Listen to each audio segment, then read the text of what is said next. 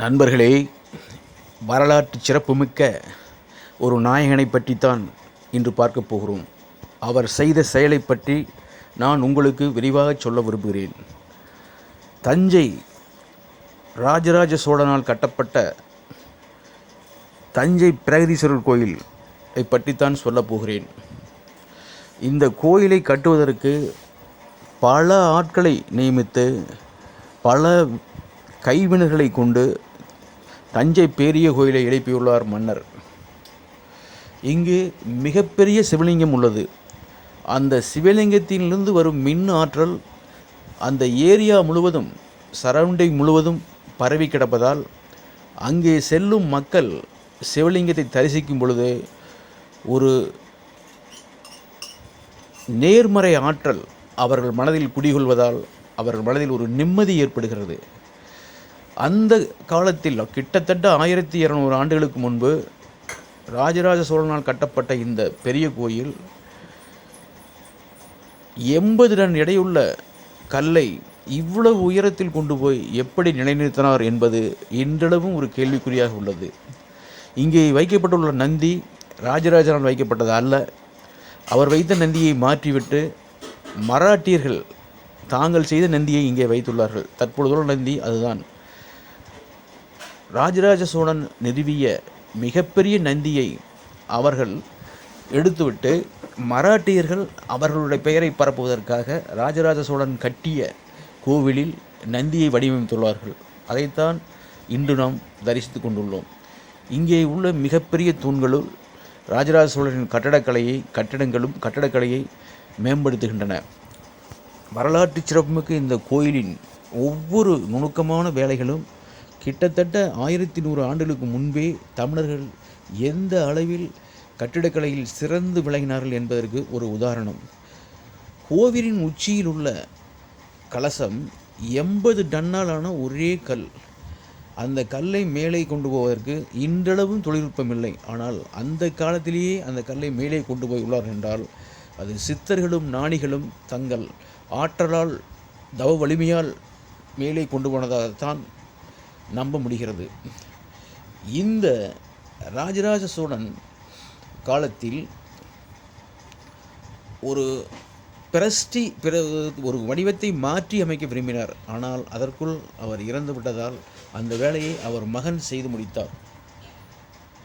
ராஜராஜ சோழன் காலத்தில் தமிழர்களின் கட்டடக்கலை எவ்வளவு வலிமையாக உள்ளது என்பதற்கு இன்றளவும் இது ஒரு சான்றாக உள்ளது. இதில் இன்னொன்று என்னவென்றால், கட்டிடத்தை கட்டியவர் எழுப்பியவர் மட்டுமில்லாமல் அதற்கு வேலை செய்தவர்கள், கூலியாட்கள், கொத்தனார், சித்தால், அவர்களுக்கு பணி செய்த சலவை தொழிலாளர்கள், முடிவெட்டுவர்கள், இவர்களின் அத்தனை பேருடைய பெயர்களும் அந்த கோயில் கல்வெட்டில் பொறிக்கப்பட்டுள்ளன என்பது மக்கள் மீது ராஜராஜ சோழன் மாமன்னர் ராஜராஜ சோழன் வைத்திருந்த அன்பையை காட்டுகிறது. அவர் நினைத்திருந்தால் அவர் பெயரை மட்டும் பொறித்திருக்கலாம். ஆனால் அவர் அப்படி செய்யவில்லை. இன்றைய அரசியல்வாதிகள் போல். மக்களே, ராஜராஜ சோழன் ஒரு மிகப்பெரிய சக்கரவர்த்தி. அப்படி இருந்தும் தனது கட்டிடக்கலையை வருங்கால சந்ததியினர் அறிந்து கொள்ளும் வகையில் ஒரு மிகப்பெரிய கோயிலை எழுப்பியுள்ளார் தஞ்சையில் சிவபெருமானுக்காக. இதில் இன்னொன்று சொல்லப்படுகிறது. பதவியில் இருப்போர், ஆளும் வர்க்கத்தினர் தஞ்சை பெரிய கோயிலுக்கு சென்றால் அவர்களுக்கு பதவி பறிபோய்விடும் என்று சொல்கிறார்கள். அது எந்தளவுக்கு உண்மை என்று தெரியவில்லை. ஆனால் எம்ஜிஆர் மற்றும் அன்னை இந்திரா காந்தி இந்த கோயிலுக்கு சென்ற பிறகு பதவி இழந்து மீண்டும் பதவிக்கு வந்தார்கள் என்பது உண்மை. ஏனென்றால் நாம் கண்ட உண்மை. 1980 பாராளுமன்ற தேர்தலில் எம்ஜிஆர் 2 தொகுதியில் தான் வெற்றி பெற்றார். அதேபோன்று அன்னை இந்திரா காந்தி 1977 தோல்வி அடைந்தார் என்பதும் உண்மை. இந்த கோயிலில் உள்ள நந்தி சிலை மிகப்பெரிய அளவிலான ஒரு மின்காந்த அலைகளை கொண்டது. இந்த நந்தியை வணங்கி செல்வர்களுக்கும் பிரார்த்தனை செய்வர்களுக்கும் கேட்டது கிடைக்கும், மனதில் நினைத்தது நடக்கும் என்பது இன்றளவும் உள்ள ஒரு நல்ல ஒரு நேரிடை எண்ணம். ராஜராஜ சோழன் அவன் மகன் ராஜேந்திர சோழன் இருவரும் கோயில்கள் கட்டுவதும் கல்லணைகள் கட்டுவதும் மக்கள் நலத்திட்டங்கள் அந்த காலத்திலேயே செயல்படுத்தியும் மிகப்பெரிய வல்லவர்கள். தற்பொழுது நடக்கும் தேர்தல் முறையை கொண்டு வந்தவர்கள் அவர்கள்தான். சோழர்கள் காலத்தில்தான் குடவோலை முறையை அறிமுகப்படுத்தினார்கள். அதாவது ஒரு பிரதிநிதியை தேர்ந்தெடுக்க வேண்டும் என்றால் தங்கள் பிரதிநிதி கொண்டால் ஒரு குடத்தில் சீட்டு எழுதி போடுவார்கள். அதில் யாருடைய சீட்டு என்றால் இப்பொழுது பேப்பர் காகிதம் கிடையாது, ஆணியால் எழுதப்பட்ட ஓலையில் ஆணியால் எழுதப்பட்ட எழுத்துக்கள். இதை கொண்டுதான் அன்றைய இராஜாங்கங்கள் நடைபெற்று கொண்டிருந்தது. சோழ மன்னர்கள் மக்கள் நலனில் அக்கறை கொண்டவர்கள். இங்கே பாருங்கள், இந்த கட்டடக்கலை, சோழர்களின் கட்டடக்கலைக்கு இந்த பிரமாண்டமான ஒரு கோவிலே சான்று. நிமிர்ந்து நிற்கும் இந்த கோபுரம் இன்னும் ஆயிரம் ஆண்டுகளுக்கு இருக்கும் என்பதில் எந்த நண்பர்களே.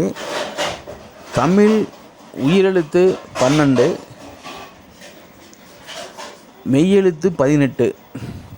ராஜராஜ சோழனால் எழுப்பப்பட்ட சிவலிங்கத்தின் உயரம் 12 அடி. கீழ்த்தளத்திலிருந்து, அதாவது நிலத்திலிருந்து நந்தியின் மேல்மட்டம் வரை உள்ள